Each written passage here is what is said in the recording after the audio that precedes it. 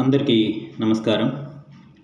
ఒక సామాన్యుడిగా, ప్రజాస్వామ్య గొంతుగా, భారతదేశ పౌరుడిగా ఆంధ్రప్రదేశ్ ప్రజా ప్రయోజనాల వాద్యానికి స్వాగతం. ఆంధ్రప్రదేశ్ ప్రజా ప్రయోజనాల వాద్యం అంటే ఆంధ్రప్రదేశ్ ప్రజలకు ముడిపడి ఉన్న అనేక అంతర్గత అంశాల గురించి, అనేక అంతర్గత మూలాల గురించి కూలంకషంగా ప్రజలకు తెలియజేయడం, అలాగే ప్రజలు ఎదుర్కొంటున్న సమస్యల గురించి ప్రభుత్వానికి చేరవేయడం మా ముఖ్య ఉద్దేశం. తాజాగా ఈ రోజున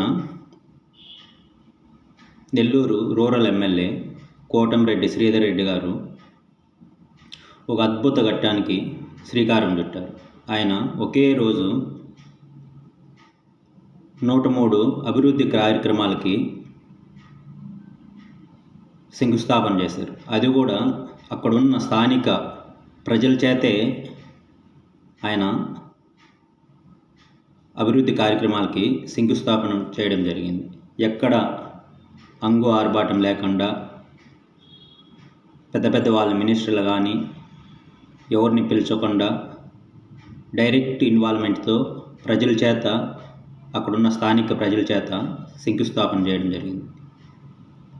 ఇది ఒక అద్భుత ఘట్టమే అని మనం చెప్పవచ్చు. ఎందుకంటే ఇలా ప్రజల చేత అభివృద్ధి కార్యక్రమాలకి శంకుస్థాపన చేయించి ఆ అభివృద్ధి కార్యక్రమానికి శ్రీకారం చుట్టడం అనేది ప్రజల్లో మరింత విశ్వాసం పొందవచ్చు, అలాగే నమ్మకం పొందవచ్చు, అలాగే ప్రజల నుండి ఆదరణ కూడా పొందవచ్చు. అలాగే ఆయన ఈ 103 అభివృద్ధి కార్యక్రమాలని 2 నెలల్లో పూర్తి చేయాలని ఆయన బలమైన సంకల్పం పెట్టుకున్నారు. అలాగే ఒక యాక్షన్ ప్లాన్ కూడా ఆయన సిద్ధం చేసుకున్నారు.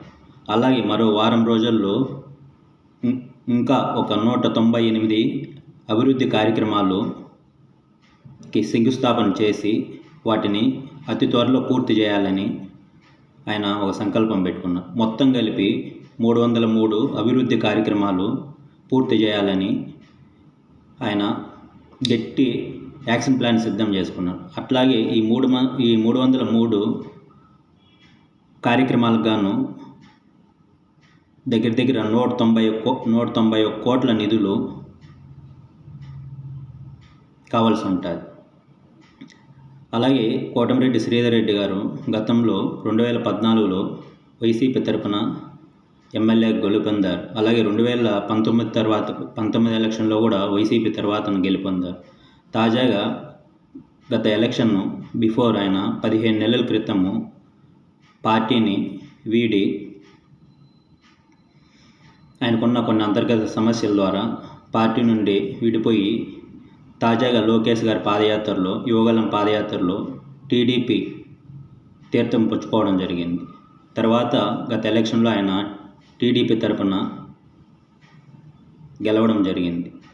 అలాగే కోటమిరెడ్డి శ్రీధర్ రెడ్డి గారిని ఆంధ్రప్రదేశ్లో ఉన్న 175 నియోజకవర్గ ఎమ్మెల్యేలు ప్రతి ఒక్కరూ కోటమిరెడ్డి శ్రీధర్ రెడ్డి గారిని ఆదర్శంగా తీసుకొని ప్రజల్లో మరింత విశ్వాసం పెంచడానికి, మరింత నమ్మకం పెంచడానికి, ప్రజల నుండి మరింత ఆదరణ పొందడానికి, అలాగే ఎలక్షన్లో ఏవైతే హామీలు ఇచ్చారో హామీలు నెరవేర్చడానికి ఇలా ప్రజలతో మమేకం అవ్వడం అనేది చాలా